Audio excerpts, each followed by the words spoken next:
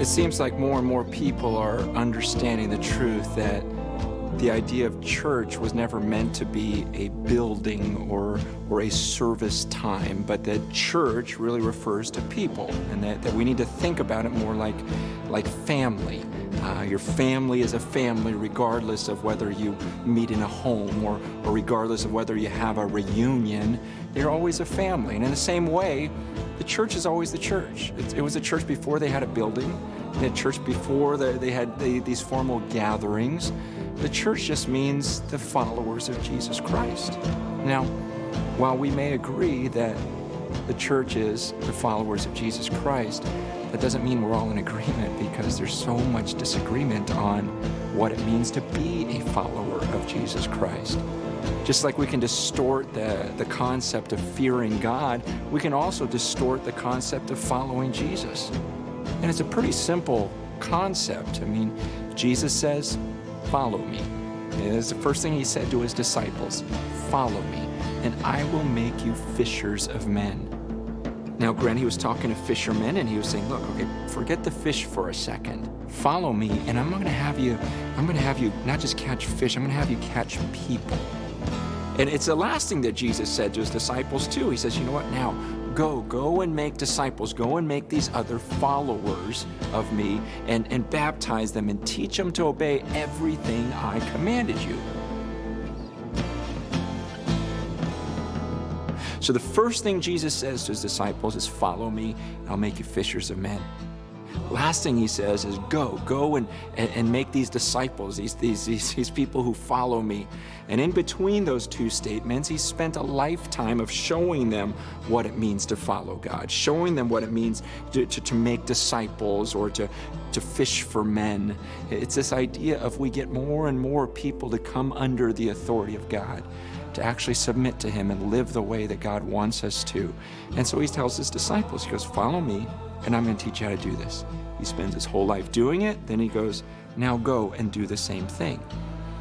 Where it gets weird is that nowadays there are millions of people on this earth who call themselves followers of Jesus, but their lives look nothing like his. And they're not obeying the things that he called them to do. And yet in their hearts they're convinced they're followers.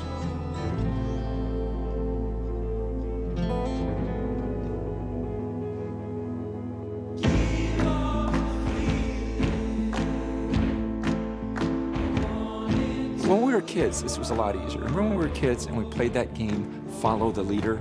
It's pretty easy, right? The leader pats his head, you pat your head. The leader pats his knee, you pat your knee. The leader flaps his wings. You just kind of follow and do whatever he does. It's weird, though, in the church we've done this weird thing where we go, well, the rules to follow Jesus are different than follow the leader. See, in follow Jesus, we don't actually have to do what he does. We just do it in our heart. It doesn't really make any sense. I mean, imagine a kid on a lounge chair playing follow the leader and going, yeah, I'm flapping my wings in my heart. You know, it just doesn't. Why does that work in church and not anywhere else? Look, when my daughter comes to me and I say, hey, go clean your room, she knows better. She's not going to come back a couple hours later and say, hey, Dad, I memorized what you said to me. You said, go clean your room. You know, what am I going to say? Oh, good job. That's what I wanted. No. And she's not going to come to me and say, Dad, I can say, go clean your room in Greek. Listen, that's not going to fly. And what if she says, you know what? My friends and I, we're going to gather together, and every week we're going to have a study, and we're going to figure out what it would look like if I cleaned my room. No, none of that's going to fly. Just go and clean it. She knows that. So why do we think that this type of thinking or this type of talk is going to work with Jesus? I mean, Jesus was as black and white as you get. He would look at people and he'd say, why do you call me Lord when you don't do what I say? He says that in Luke 6:46.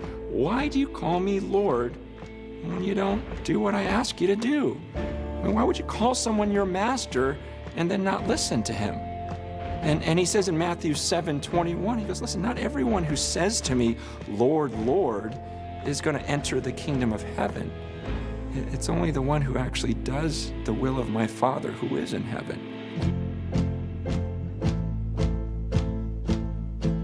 See, these words that we give without action behind it, that was never acceptable to Jesus. He says it's pretty simple. When I say follow me, you follow me. You do what I do.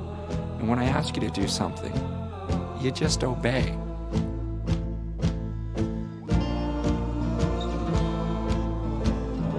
One of the things I love about how Jesus teaches is that he's always completely honest. He doesn't hide anything. He just lays it all out there. Like when he told the people, hey, follow me, he explains to them how difficult it's going to be to follow him. He goes, listen, if you follow me, it's not going to be this life of luxury. In fact, I don't even know where I'm going to sleep tonight. And not only that, but people are going to hate you for following me. And not only that, but there's going to be all these temptations in the world, and you're going to have to fight all these things, and even your own family might be against you. If you follow me, you may end up getting crucified like I'm about to get crucified. See, sometimes we're not that honest with people. We try to talk people into following Jesus by just saying, hey, if you follow Jesus, you can be forgiven, you'll get to go to heaven, you can have intimacy with God, and all those things are true, but we neglect this other part that Jesus was very upfront with, saying, look, it's very, very difficult to follow me. There's a wide road, and most people are going to take this wide and easy road, but there's this narrow road that leads to life. And very few people will find it, and it's a hard path, he explains. But he also tells them, but I'm worth it. I am so worth it.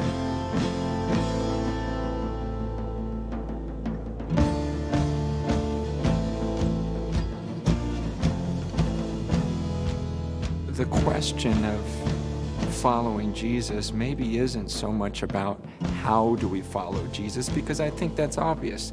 How do you follow Jesus? Just do what he says. He says, feed the poor. Okay, go feed the poor. Love your enemies. Okay, I'll go love my enemies.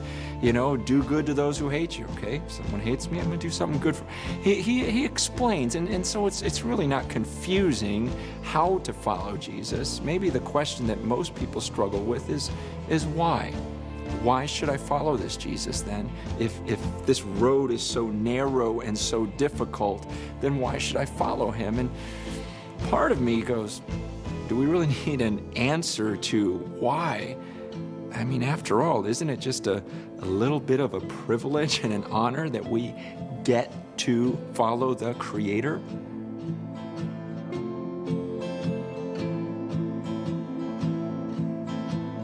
But if I'm perfectly honest, let me tell you why I decided to follow him. The reason why I decided to follow Jesus is because Jesus promised, he says, I am going to come back to that earth, and I'm going to come back someday, and I'm going to judge the earth. And when I read about his judgment, like when I read the book of Revelation, it's terrifying. And you have in Revelation 6, for example, you have these people who are really the biggest people on the earth. I mean, they're larger than life. You talk about the kings, the performers, the people we look at as just up on a pedestal, but you have them screaming and hiding in caves when Jesus starts to pour out his wrath on the earth. In fact, they're hoping that the rocks will come and crush them, because they're saying, someone hide us from the wrath of this one who sits on the throne, and hide us from the wrath of the Lamb, because the day of his wrath has come, and who can stand it? Who's even heard about that phrase, the wrath of the Lamb? And when we talk about Jesus, we'd rather think of him as like a little lamb. We like to think of him as that guy with the long blonde feathered hair that's just petting sheep and playing with the little kids, and so gentle. And yeah, there's that side of him, but understand, in the Bible, Jesus talks about hell more than he talks about heaven. Jesus explains that I'm a powerful being, and you want to be on my side. And so honestly, I follow Jesus because in some ways I think, what other choice do I have? In John chapter 6, Jesus said some really difficult words, and this is in front of thousands of people. Thousands of people are listening to Jesus, and when he's done teaching, everyone leaves except for 12. Everyone's leaving going, I can't take that message. I can't stomach that. And Jesus looks at the 12 who are left, and he just asks them a very simple question. He goes, you guys want to leave also? And Peter's answer was really profound and yet simple. He goes, where are we going to go? And he says, you have the keys to eternal life. I know your message is hard, but where are we going to go? You think you're out for this life that's so difficult, and you are, but you find out that there's actually blessing, and you actually find more peace in taking this hard road than going with this wide road that everyone else is going to go on. And Jesus is just take this, follow me. And you start learning that all the things that he's saying let go of and walk away from, those are actually things that were going to destroy you anyways.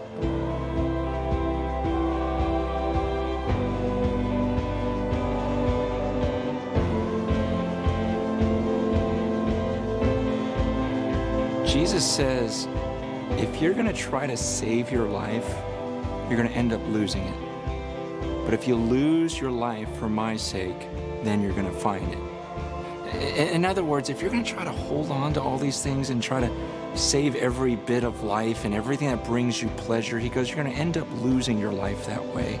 But if you would surrender to me, if you would just trust me, trust that I have something better, and let go of everything else, he goes, then you're really going to find life.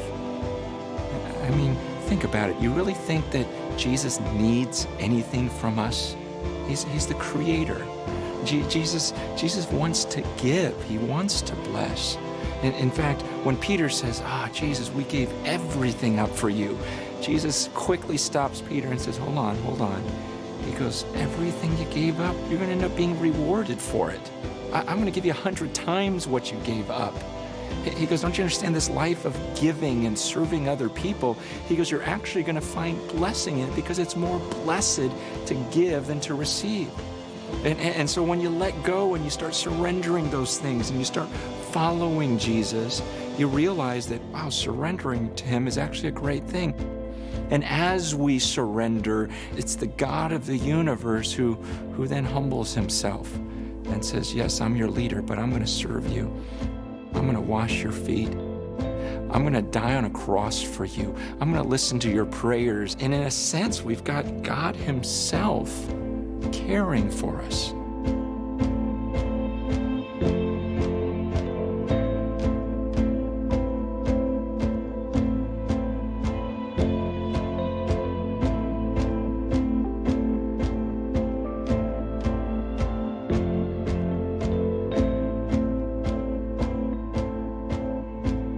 There's a reason why Jesus says, follow me.